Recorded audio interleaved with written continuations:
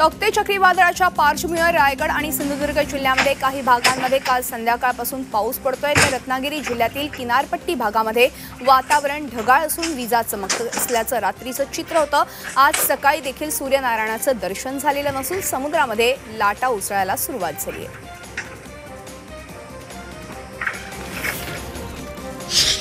Tauktae चक्रीवादळामुळे रायगड जिल्ह्यातील काही भागांमध्ये वादळी वाऱ्यासह पाऊस झाला। दरम्यान वादळाचा सामना करण्यासाठी इथला जिल्हा प्रशासन सज्ज झालेला आहे। महसूल, पोलीस, कस्टम, मेरिटाईम बोर्ड आणि महावितरणाला सतर्क राहण्याचे आदेशही देण्यात आले आहेत। तौक्ते चक्रीवादळाच्या पार्श्वभूमीवर पालघर जिल्ह्यातील किनारपट्टीच्या गावांना सतर्कतेचा इशारा देण्यात आलाय। मच्छीमारांनी समुद्रात जाऊ नये असं आवाहन करण्यात आलेलं आहे। सातपाटी बंदरातील सर्व बोटी समुद्रकिनारी आल्या असून वादळापासून बचाव करण्यासाठी गोष्टींची योग्य ती काळजी देखील घेण्यात येते। पुण्यातल्या खेड तालुक्यातील चासकमान परिसरामध्ये सकाळीच पावसानं हजेरी लावली। अवकाळी पावसामुळे काढणीला आलेल्या बाजरी तसंच तरकारी पिकांचं नुकसान होण्याची शक्यता आहे। मात्र पावसानं वातावरणात गारवा निर्माण केल्यानं नागरिकांना काहीसा दिलासा मिळणार आहे। यवतमाळच्या झरी जामणी या तालुक्यातील मुकुटबन इथे वादळी वाऱ्यासह मुसळधार पावसामुळे मोठं नुकसान झालं। जवळपास तासभर कोसळलेल्या धुवाधार पावसामध्ये अनेक घरांवरील तीन पत्रे पत्त्यासारखे उडाले, तर ताटव्यांच्या घरांची पडझड झाली। काही ठिकाणी वृक्ष उन्मळून पडले, तर शेतमालाचंही मोठं नुकसान झालंय। हवामान खात्याकडून आता पावसासंदर्भातली एक गुड न्यूज आलेली आहे। यंदा एक दिवस आधीच मान्सूनचं आगमन होणार आहे। केरळमध्ये 31 मे रोजी मान्सून धडकणार आहे, तर अंदमान निकोबारमध्ये 21 मेला मान्सूनची बरसात होणार आहे।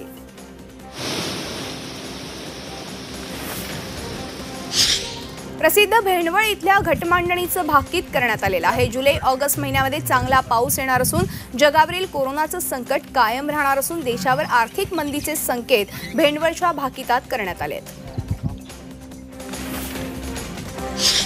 लसीच्या 2 डोसमधील अंतरावरून सध्या जगात संशोधन सुरू असतानाच यूकेनं 2 डोसमधील अंतर कमी केलंय। जगात भारतीय व्हेरियंटचा प्रभाव पाहता हे अंतर कमी करण्यात आलंय। पहिला डोस घेतल्यानंतर 8 आठवड्यातच दुसरा डोस घेण्याचे आदेश यूकेनं देशवासियांना दिलेत। सध्या हे अंतर 12 आठवड्यांचं आहे। लसीकरण केंद्रात लग्न समारंभ सुरू केल्याचा धक्कादायक प्रकार मुंबईमध्ये घडलाय। गांधीवलीतल्या अलिका हॉलला 12 मेला लसीकरण केंद्र म्हणून घोषित करण्यात आलं होतं। 2 दिवस इथे कोरोनाचं लसीकरणही झालं, मात्र तिसऱ्याच दिवशी हॉलच्या मालकानं लग्न समारंभासाठी तो हॉल वापरला। इतकंच नाही तर नोंदणी करून लसीकरणासाठी आलेल्या नागरिकांना चक्क माघारी पाठवलं। यामुळे नागरिकांचा संताप अनावर झाला। चक्रीवादळाच्या इशाऱ्यामुळे मुंबईमध्ये 2 दिवस लसीकरण बंद ठेवण्यात आलेले आहे। आज आणि उद्या मुंबईमध्ये लसीकरण होणार नाहीये, त्यामुळे बीकेसी केंद्रावर शुकशुकाट पाहायला मिळतोय। तौक्ते चक्रीवादळाच्या मुंबईच्या जवळून जाणार आहे आणि याचाच फटका तिथे बसणार नसला तरी देखील यामुळे मुंबईमध्ये पाऊस आणि वेगवान वाऱ्यांचा इशारा देण्यात आलाय। त्यामुळे खबरदारीचा उपाय म्हणून हे लसीकरण बंद ठेवण्यात आलेलं आहे।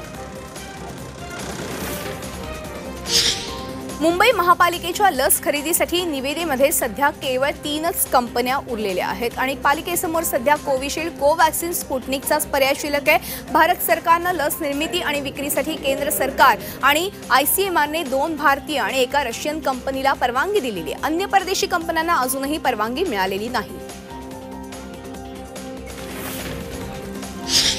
डीआरडीओने विकसित केलेलं 2DG हे औषध पुढील आठवड्यामध्ये बाजारात येणार आहे। पहिल्या खेपेमध्ये याचे 10,000 डोस उपलब्ध होतील। ऑक्सिजनवर असलेल्या रुग्णांना याचा फायदा होणार आहे। हे औषध एका पॅकेटमध्ये येतं आणि पाण्यात टाकून ते प्यावं लागतं। हे औषध संक्रमित पेशींवर कार्य करत असून रुग्णांचा हॉस्पिटलायझेशनचा कालावधी कमी होऊ शकतो। देशामध्ये काही महिन्यातच आणखी 5 कोरोना प्रतिबंधक लसी उपलब्ध होण्याची शक्यता आहे। ही माहिती नीती आयोगाचे सदस्य डॉक्टर VK पॉल यांनी दिली आहे। 5 पैकी 4 लसी भारतीय तर 1 लस अमेरिकन असेल। नोवावॅक्स ही अमेरिकेतली लस भारतात येण्यासाठी आता सज्ज झाली आहे। भारत सरकार फायझरच्या लसींचे 5 कोटी डोस खरेदी करण्याच्या तयारीत आहे। फायझर कंपनी आणि भारत सरकारची उच्चस्तरीय चर्चा सुरू आहे। तिसऱ्या तिमाहीत ही लस खरेदी होण्याची शक्यता आहे। देशात कोणत्याही कायदेशीर कारवाईपासून संरक्षण देण्याचा मुद्दा फायझरनं लावून धरला होता, त्यावर तोडगा निघाल्याचं बोललं जात आहे।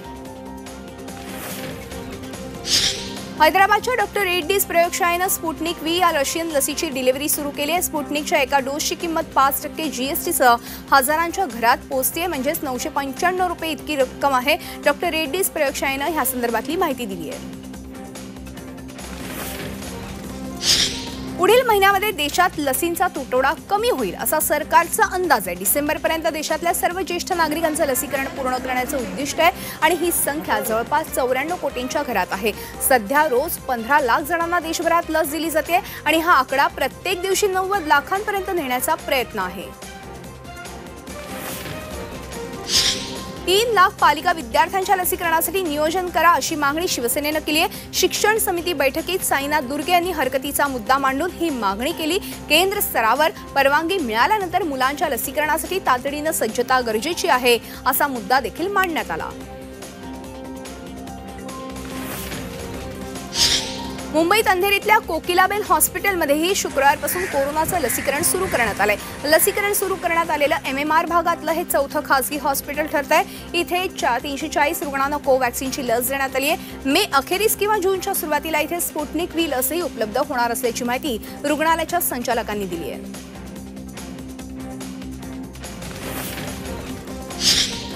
मुंबईत येत्या 90 दिवसांमध्ये लसीकरण पूर्ण होणार असल्याचा निर्धार मुंबई महापालिकेनं व्यक्त केलाय। एकीकडे लस तुटवडा जाणवत असताना लसीकरणाचा बोजवारा उडालेला असताना मुंबई महापालिकेनं सरकार, पालिका, खासगी रुग्णालय, स्वयंसेवी संस्थांच्या मदतीने सर्व क्षेत्रांसाठी लसीकरण खुलं करून ही मोहीम यशस्वी करता येईल अशी ग्वाही दिली आहे। रेमडेसिवीर नंतर आता वर्ध्यातील जेनेटिक लाईफ सायन्सेस या कंपनीमध्ये म्युकरमायकोसिसवरील एम्फोटेरिसिन बी ह्या इंजेक्शनची निर्मिती होणार आहे। FDAनं कंपनीला तशी परवानगी देखील दिली आहे। केंद्रीय मंत्री नितीन गडकरींच्या प्रयत्नांमुळे हे शक्य झालं आहे।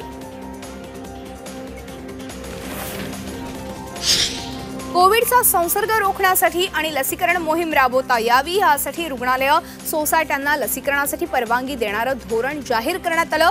ठाणे शहरातील पात्र लाभार्थींचं लसीकरण वेगानं व्हावं यासाठी कोरोना लसीकरण केंद्रांची संख्या वाढवणं आवश्यक आहे। जिल्ह्याचे पालकमंत्री एकनाथ शिंदे यांनी दिलेल्या सूचनेनुसार ठाणे महानगरपालिकेनं हे धोरण निश्चित केलंय। वर्ध्याच्या बॅचलर रोडवर असलेल्या श्री हॉस्पिटलमध्ये काल रात्री 8च्या सुमारास डॉक्टर सचिन तोटे यांच्या कर्मचाऱ्यांवरती स्टूल उचलून त्यांच्या डॉक्टर भावाला 4 युवकांनी धमकावत मारहाण केल्याची घटना घडली। एवढंच नाही तर त्यांच्या गाडीच्या काचा देखील दगडांनी फोडण्यात आल्यात। डॉक्टर सचिन तोटे यांच्या तक्रारीवरून रामनगर पोलिसांकडे 4 जणांवरती गुन्हा दाखल करण्यात आलाय। देशात कोरोना रुग्णसंख्येत काहीशी वाढ झाली आहे। गेल्या 24 तासांमध्ये देशामध्ये 3,53,299 कोरोना बाधित आढळून आलेत, तर 3,890 रुग्णांचा मृत्यू झाला आहे।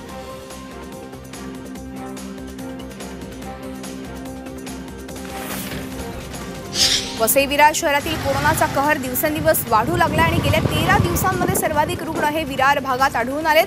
2,864 रुग्णांची नोंद करण्यात आली आहे। कोरोनाच्या दुसऱ्या लाटेदरम्यान रुग्णसंख्येत झपाट्यानं वाढ होऊ लागली आहे। विरार, नालासोपारा, नायगाव, वसई ह्या ठिकाणी जास्त रुग्ण आढळून येत आहेत। अमरावती जिल्ह्यातील कडक लॉकडाऊन आणखी 7 दिवसांनी वाढवण्यात आलेला आहे। त्यामुळे आता जिल्ह्यामध्ये 22 मे पर्यंत लॉकडाऊन असेल आणि ह्या लॉकडाऊन दरम्यान किराणा दुकानं, भाजीपाला, मटणाची दुकानं, दारूची दुकानं कडकडीत बंद राहणार आहेत आणि त्याचबरोबर केवळ घरपोच सेवा सुरू राहणार आहे। कोरोनाचा संसर्ग वाढत असल्यानं वाशिम जिल्ह्यातील संचारबंदी अधिक कडक करण्यात आली आहे। तसंच अत्यावश्यक सेवेच्या वेळेतही बदल करण्यात आलाय। जिल्ह्यामध्ये केवळ सकाळी 7 ते 11 वाजेपर्यंत सर्व किराणा दुकानं, भाजीपाला, डेअरी ही अत्यावश्यक सेवा सुरू राहणार आहे। सर्व बँका, पतसंस्था, पोस्ट ऑफिसेस हे अत्यावश्यक कामासाठी सकाळी 10 ते दुपारी 2 वाजेपर्यंत सुरू राहतील।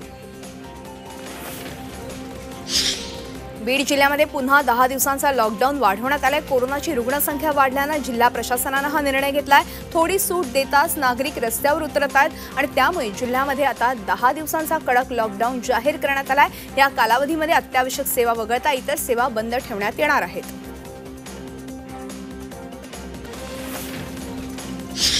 देवेंद्र फडणवीस सरकारच्या काळात अर्थात 2016-17 साली फोन टॅपिंग करण्यात आलं आणि त्यामध्ये नाना पटोलेंचाही फोन टॅप करण्यात आल्याचा गंभीर आरोप पटोले यांनी केलाय। या फोन टॅपिंगशी संबंधित सर्वांची महाराष्ट्र विकास आघाडी सरकारने उच्चस्तरीय चौकशी करून दोषींवर कठोर कारवाई करावी अशी मागणी पटोले यांनी केली आहे।